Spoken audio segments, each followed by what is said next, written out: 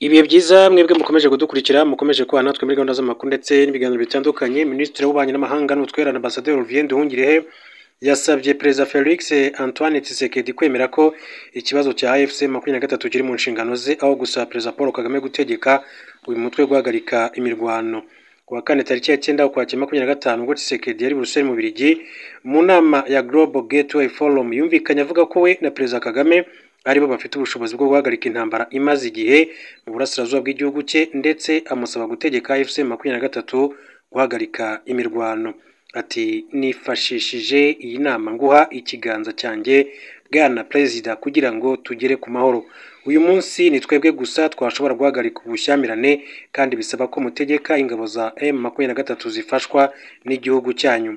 Guhagarika imirwano yatwaye ubuzima bwa benshi, igihe ni iki ngo tuyihagarike twibande ku mahoro n'iterambere. Ibyatangajwe na Perezida Felix Tshisekedi byamaganiwe kure n'u Rwanda rumwibutsa ko ikibazo cy'intambara ya AFC 23 kiri mu biganza bye kandi afite inshingano zo kugikemura kuko ari icy'abanyekongo.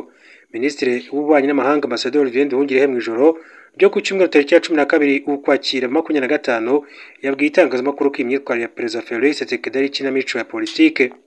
Ataha rwose Tshisekedi aho gukomeza gukina iyo kinamico yagombye kwicara mbere na mbere akabanza gusoma amasezerano yashyizweho umukono maze akayashyira mu bikorwa. Hari amasezerano ya Washington avuga ku kibazo cya FDLR, ati kurandura umutwe wa FDLR no gukuraho ingamba z'ubwirinzi. Ibyo byanaganiriweho ejo bundi i Washington. Twemeranya ko itariki ya 1 Ukwakira ariyo tariki yo gutangira gahunda iyo minsi 90. Yavuze ko ikibazo cya AFC 23 kigomba gukemuka binyuze mu biganiro bya Doha uyu mutwe uhuriramo na leta ya RDC. Ati ku rundi ruhande hari ibiganiro bya Doha, aho niho rero AFC 23 yicaye ikaba yicaranye na guverinoma ya Congo mu kuganira. Aho niho bazarebera impamvu muzi ikibazo kiri mu burasirazuba bwa Congo hagati y'abanyekongo kugira ngo barebe uko bagikemura, hanyuma rero bashaka umuti urambye. Ni ukuvuga ko ibibazo byose bireba uyu mutwe wa M23 bigomba kuganirwaho i Doha muri Qatar. Ku bijyanye n'amagambo ya Perezida Felix Tshisekedi yo gusaba Perezida Kagame gutegeka AFC 23 guhagarika imirwano, Nduhungirehe yagize ati ntabwo rero Perezida Tshisekedi agomba kuza Buruseli akavangavanga ibintu akabwira Perezida Kagame ngo abwire 23 ngo ivane ingabo zayo. Ibyo ni ugushaka kuyobya rubanda. Rero yicare ashyire mu bikorwa amasezerano ya Washington DC, anihutisha amasezerano ya Doha kuko ni nawe uyadindiza aho hari ibintu rero bigaragara atemera no gukora. Minisitiri Nduhungirehe kandi atangaje ibi nyuma y'iminsi mike umuyobozi wungirije w'ihuriro rya FC 23 ushinzwe ibikorwa bya politike Bertrand Bisimwa abwiye Tshisekedi ko Perezida Paul Kagame ntahuriye n'iri huriro ku buryo aritegeka icyo rigomba gukora. Bertrand Bisimwa yatangaje ko ubwiyunge Tshisekedi yasabye Perezida Paul Kagame bureba RDC n'u Rwanda aho kureba FC 23, bityo ko Perezida wa RDC akwiye no kwiyunga n'iri huriro ahereye kukubahiriza ibyo yarisezeranyije. Yagize ati ubwiyunge Tshisekedi yasabye Perezida Paul Kagame bureba ibihugu byombi, ariko ntibutureba, natwe dutegereje ubwo azasaba AFC 23 ahereye kukubahiriza isezerano yaduhaye. Aho rero niho byose byatangiriye. Ntabwo umuntu akwiye kuvuga ku kiganza mu gihe ntacyo yubahiriza. Mu Gushyingo 21 nibwo abarwanyi ba M23 bongeye gufata intwaro nyuma yaho Perezida Felix Tshisekedi yanze ubwumvikane bagiranye mu biganiro byamaze amezi 18 bibera i Kinshasa muri Repubulika Iharanira Demokarasi ya Congo. Hanyuma mu yandi makuru reka mbabwire ko uwitwa Perezida wa Madagascar Andry Rajoelina akaba rero yahungishijwe n'indege y'ingabo z'Ubufaransa mu gihe abaturage n'abasirikare bakomeje kwigaragambiriza mu bice birimo umurwa mukuru Antananarivo. Radio mpuzamahanga y'Abafaransa RFI yatangaje ko Andry Rajoelina yakuwe muri Madagascar kwa 12 Ukwakira 2025 nyuma yo kubyumvikanaho na Perezida Emmanuel Macron w'Ubufaransa. Iki gitangazamakuru cyasobanuye ko kajugujugu yabanje kujyana Andry Rajoelina ku kirwa cya Sainte Marie kiri mu burengerazuba bwa Madagascar. Hageze rero ajya mu ndege y'ingabo z'Ubufaransa kandi ngo ishobora kuba yakomereje i Dubai inyuze mu birwa bya Maurice.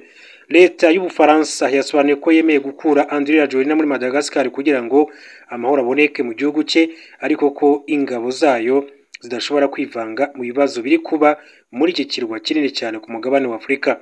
Ibiro bya Perezida wa Madagascar kuri wa 13 kwa 2025 byatangarije ku rubuga rwa Facebook ko Andry Rajoelina ageza ijambo ku baturage ku mugoroba w'uyu munsi. Imyigaragambyo muri Madagascar yatangiye tariki 25 Nzeri, abaturage basaba Andry Rajoelina kubagezaho amazi meza, umuriro n'amashanyarazi, gusa ruswa n'inyerezwa ry'umutungo no kwita ku rwego rw'ubuzima. Aho kumva ibyifuzo byabo, yohereje abapolisi n'abasirikare mu mihanda bakumira abigaragambya bakoresheje imbaraga z'umurengera. Aba baturage biganjemo urubyiruko bararakaye batangira gusaba uyu mukuru w'igihugu kwegura. Tariki ya 11 Ukwakira, abasirikare mu mutwe wa Capsat batangaje ko batazongera kubahiriza amabwiriza abasaba guhotera abaturage bigaragambya, bamenyesha ubuyobozi bw'igihugu ko ahubwo bagiye kwifatanya nabo. Capsat yagize iti, twebwe abasirikare ntitugikora inshingano zacu, twahindutse inkoma amashyi, twemeye kubaha, dushyira mu bikorwa amabwiriza nubwo atari yemewe n'amategeko, aho turinda abaturage. Ibi nibyo byabaye mu ijoro rya tariki 25 ku manywa yo ku itariki 26 Nzeri, kandi urugomo rurakomeje. Guhotera abanyeshuri bato bari gusaba uburenganzira bwabo.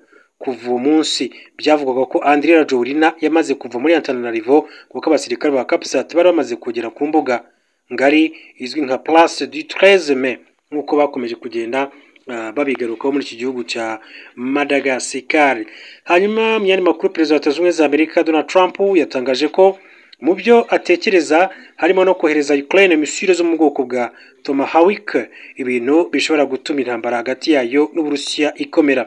Yabigarutseho ari muri Air Force One ubwo yerekezaga muri Israel, ubwo yabazwaga niba koko azohereza izi misile muri Ukraine. Asubiza agira ati, tuzareba, birashoboka ko nazoherezayo. Yavuze ko azabanza akaganira n'Uburusiya mu gihe intambara itahagarara agafata ibyemezo. BGM 109 Tomahawk cyangwa se Tram ni misile ziraswa mu ntera ndende zigendera ku muvuduko uri munsi y'uwijwi, zikoreshwa igihe icyo ari cyo cyose. Zikunze kandi gukoreshwa n'ingabo za Amerika na Australia zirwanira mu mazi mu kugaba ibitero ku butaka. Trump yatangaje ko ibi nyuma y'ikiganiro cya kabiri yagiranye na Perezida wa Ukraine Volodymyr Zelensky cyabaye mu mpera z'icyumweru gishize, aho Zelensky yasabye inkunga ikomeye cyane mu bijyanye n'igisirikare kugira ngo bagire ubushobozi bwo guhangana n'ingabo z'Uburusiya. Uburusiya bwagaragaje ko Ukraine iramutse ihawe izi misile zigenda intera ya kilometero 2500 ishobora kurasa i Moscow, bikazamura umwuka mubi mu ntambara kandi bikazambya umubano wabwo na Leta Zunze Ubumwe za Amerika nk'uko byakomeje kugenda bigarukwaho. Ni byinshi rero bakomeza kugenda bivugwa, gusa reka menera ngaha mbashimire, mbifurize gukomeza kugira ibihe byiza. Mukomeze muri banditse ijambo subscribe mu kuboko k'uburyo cyangwa se s'abonner gakoresha muri rw'igifaransa, mukande kunzongera kugira ngo tukimara gutunganya amakuru yacu, ibiganiro byacu bijye bihita bibageraho ako kanya. Mukomeze mugire rero ibihe byiza.